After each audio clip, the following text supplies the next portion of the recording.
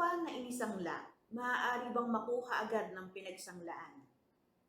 Ang kasong tatalakayin natin ngayon ay tungkol sa isang ari-ariang lupa na inisangla ng petitioner sa ating respondent. Maaari pa kayang matubos ang lupa sa mga mortgagee o makukuha ba ito agad ng pinagsanglaan nila? Talakayin natin ang kaso ng heirs of Añolina Viuda de Cebua versus Bravante na may GR number 24422 at nadesisyonan ng Supreme Court noong July 6, 2022. Noong August 6, 2009, nag-file ng complaint for redemption, recovery of possession, damages and attorney's fees with prayer for temporary restraining order at preliminary injunction order sa Regional Trial Court sina Ezekiel at ang kanyang asawa na si Añolina laban kay Julian at Feliciana Bravante. Ayon sa reklamong isinampa ng mag-asawang Ezekiel at Añolina, sila ang may-ari ng lupa na may cadastral land number 1525E na matatagpuan sa Barangay Malaya, Banga, South Cotabato. Ito ay may sukat na mahigit kumulang 16,000 square meters. Sa loob ng maraming taon, pinagyaman ni Ezekiel ang lupa kahit siya ay nakatira sa Crossing Tupi, South Cotabato. Noong 1985, ini-mortgage o isinanla ni Ezekiel ang cadastral land number 1525-E sa asawa ng respondent na si Julian. Ito ay bilang kapalit ng pagpapautang kay Ezekiel ng 30,000 pesos na walang interest. Nagkasundo sina Ezekiel at Julian, aside sa iba pang mga conditions, na si Julian ang magko-cultivate o magbubungkal ng lupa at iipunin ang kikitain ito mula sa na-harvest sa lupain hanggang sa matubos ni Ezekiel ang nakasanlang lupa. Pagkaraan ng ilang taon, taong 1995, binisita ni Ezekiel si Julian sa Barangay Malaya, Banga, South Cotabato upang bayaran ng utang at upang bawiin ang nasabing lupa. Subalit hiniling ni Julian na payagan siyang magpatuloy sa pagtatanim sa lupa. Bilang isang mabuting kaibigan, ipinagkaloob ni Ezekiel ang kahilingan ni Julian. Muli noong 2003, sinubukan ni Ezekiel na bawiin ang lupa. Nalaman niyang pumanaw na si Julian taong 2002. Noong November 29, 2003, pumanaw din si Ezekiel. Matapos ang kamatayan ni Ezekiel, ang kanyang mga anak, ang mga petitioner sa kasong ito, ay ilang pagkakataon na binabawi ang nasabing lupain. Subalit sa kanilang pagkagulat, inaangkinan ng respondent ang pagmamayari ng lupa. Inirefer ng petitioners ang usapin sa tanggapan ng kapitan ng barangay ng Malaya, Banga, South Cotabato. Ngunit nabigo at hindi na-settle ang kanilang hindi pagkakaunawaan.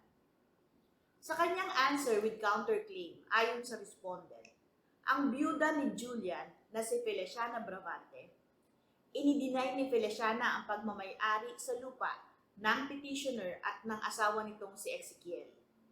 Ayon kay Feliciana, na noong 1980, si Ezekiel at kanyang asawa ay isinanla ang lupa kay Recto. Taong 1982, nang idimand ni Recto sa petitioner at kay Ezekiel na bayaran ang kanilang hiniram na pera na 5,000 pesos. At dahil walang pera, humiram ang mag-asawang Ezekiel sa kanila ng 7,000 kapalit ng lupa. Ayon pa sa respondent, pinahiram nila si Ezekiel at ang petitioner ng 7,000 na ibinigay ang 5,000 pesos kay Recto bilang kabayaran sa utang nito at ang 2,000 kina Ezekiel. Bilang karagdagang kondisyon sa pagkakautang, pinayagan ang mga respondents na sila ang aktual na magmay-ari at magtanim sa nasabing lupa. Gayon din nagkasundo ang parehong party na isole ang iniram na lupa sa respondent upon their demand. However, upon the respondent's demand o paghingi ng bayad ng 7,000 pesos, hindi nagbayad si Ezekiel at ang petitioner. bagkos ay nanghiram pa ng dagdag na pera sa respondents. May hiniram na 3,000 pesos, 1,350 pesos, 3,550 pesos, 1,000 pesos, 500 pesos, 3,000 pesos, at 600 pesos sa mga taon ng 1983 hanggang 1985. Ayon kay Feliciana, umabot ang loan nila Ezekiel ng 22,202. At dahil lumampas na ang halaga ng kanilang utang sa konsiderasyon na kanilang kasunduan na sanglaan, pumayag sina Ezekiel at petitioner na isuko ang kanilang karapatan sa nasabing lupa na pabor sa respondent at kanyang asawa kapalit ng kabuong halagang 30,000 pesos. Bilang resulta, ayon kay respondent, nagbigay sila kina Ezekiel at petitioner ng halagang 500 pesos, 298 pesos, 2,000 pesos, 3,500 at 1,500 simula 1985 ng Hunyo hanggang October 3, 1985, kung saan nabuo na ang final installment para sa lupa na naging dahilan ayon sa respondent na maging sila ang landowners ng nasabing lupa. Ang kasong ito ay inirefer sa Philippine Mediation Center, subalit ang mga partido ay hindi nagkasundo kung kaya ang complaint ay inifile sa Regional Trial Court. Noong October 16, 2014, the RTC rendered its decision in favor of the petitioners. Natukoy ng RTC na ang mga partido ay pumasok sa oral loan of money o pasalitang kasunduan ng pagpapautang. Inialok ng mga petitioners, si Ezekiel at ang asawa nito, ang lupa nila bilang guarantee ng pagbabayad sa pera na kanilang hiniram sa respondent at asawa nito na nagkakahalaga ng 30,000 pesos. Napag-alaman din ng RTC na ang mga produkto mula sa lupang sinaka ng mga respondents ay nagsilbing kabayaran sa interes ng kanilang hiniram na pera. Ini-characterize ng RTC ang transaction ng mga partido bilang equitable mortgage na iginugovern ng Article 1602 ng Civil Code na nagsasabi that the contract shall be presumed to be an equitable mortgage where it may be fairly inferred that the real intention of the parties is that the transaction shall secure the payment of a debt of the performance of any other obligation.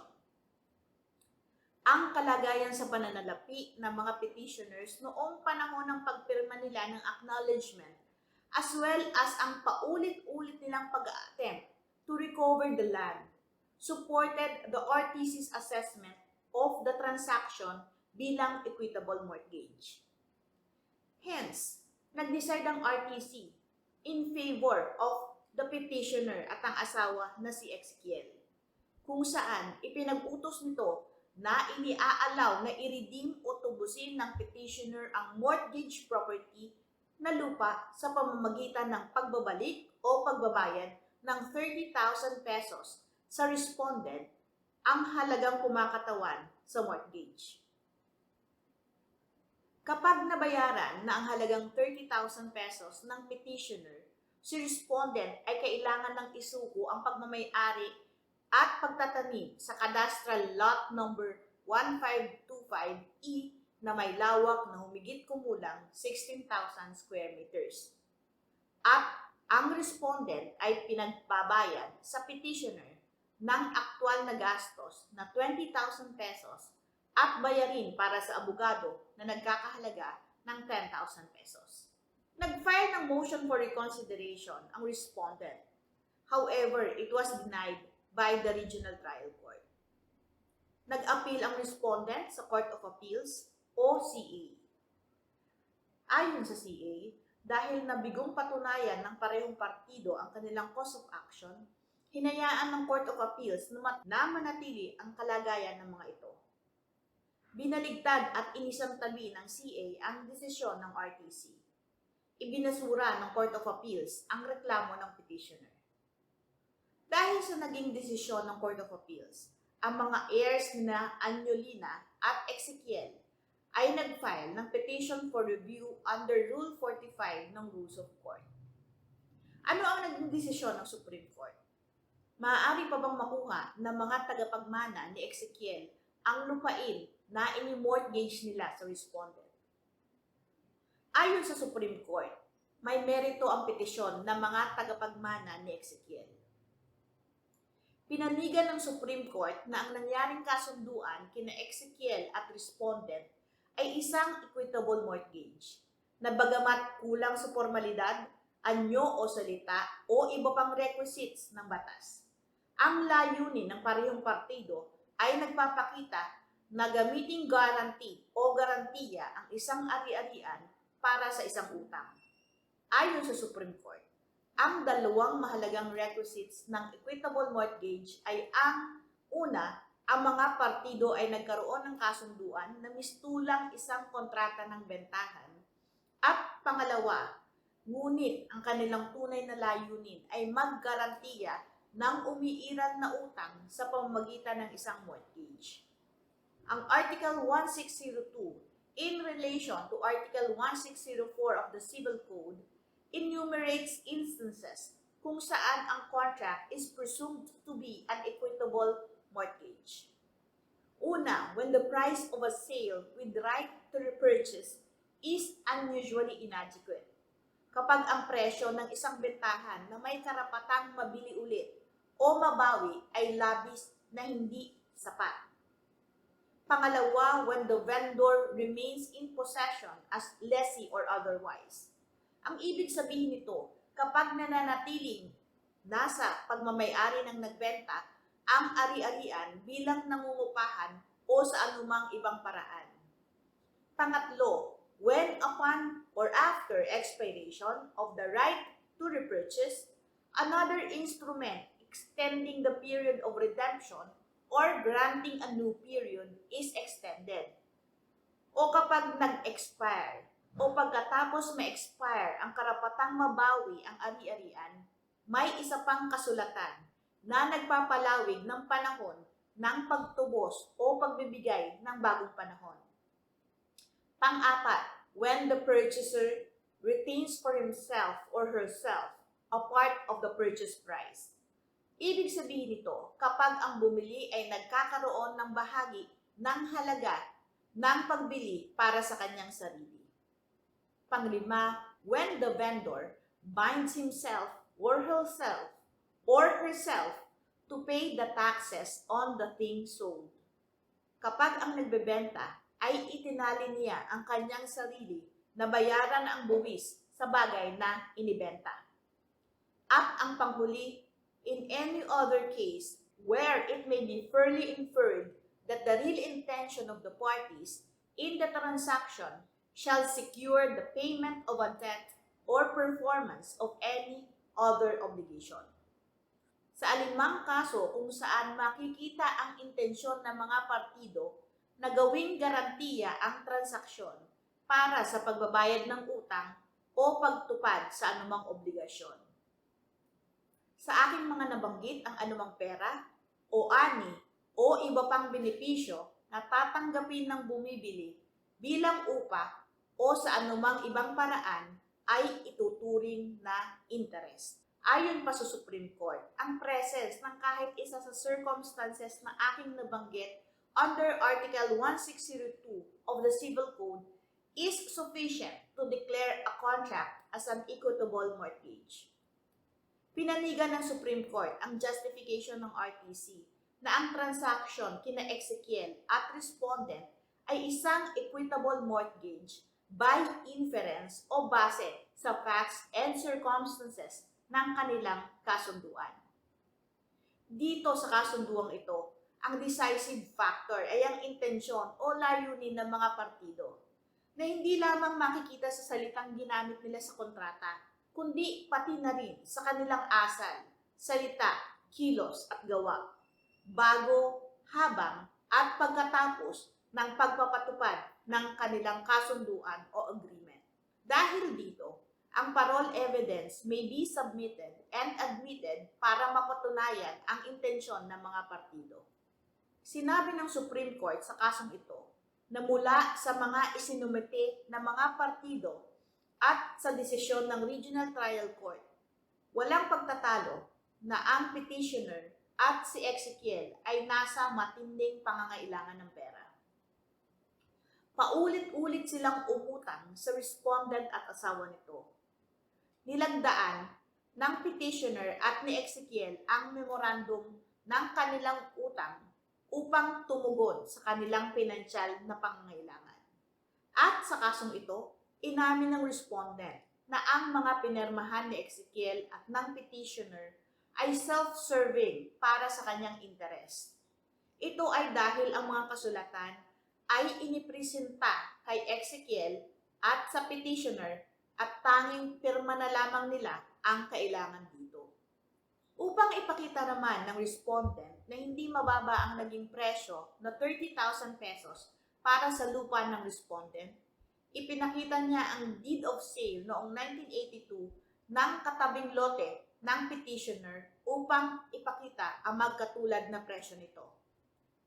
Ngunit dahil sa patuloy na pag-a-attempt ni Ezekiel na bayaran ang kanilang loan at i-regain ang possession ng ari-arian, ang pag-claim ng respondent ng ownership dito ay hindi nangyari. Ayon sa Supreme Court, ang pagkukulang ng mortgagor ay hindi otomatikong nagbibigay ng pagmamay-ari sa mortgagee ng nakasanglang ari-arian. Idiniklara ng korte na ang mga ganitong kasunduan ay contrary o labag sa morals and public policy at ito ay void o walang bisa. Kung nais ng mortgagee na makuha ang titulo ng nakasanglang ari-arian, ang tamang remedyo nito ay ang mag-foreclosure proceeding ng mortgage at bilhin ito sa foreclosure sale. Kaya naman iniutos ng Supreme Court na ibalik ang ari-arian sa petitioner kapag nakapagbayad na ito ng 30,000 pesos sa loob ng 90 days from the finality ng decision sa kasong ito. May inilagay din na dagdag na interest rate sa 30,000 pesos na 12% kada taon simula August 6, 2009 hanggang June 30, 2013 at interest rate na 6% kada taon simula July 2013 hanggang sa finality ng kasong ito. Subalit kung ang petitioner ay hindi nabayaran ang respondent sa itinakdang obligasyon ng Supreme Court within 90 days from finality of the decision, ang ari-arian ay ipapublic auction at ang proceeds ay ia-apply sa pagkakautang under the mortgage. Sana po ay may natutunan kayo ngayong araw na to tungkol sa equitable mortgage. Patuloy na manood, magtanong at matuto ng tungkol sa batas. Magandang araw po, Atty. Claribel Lucila.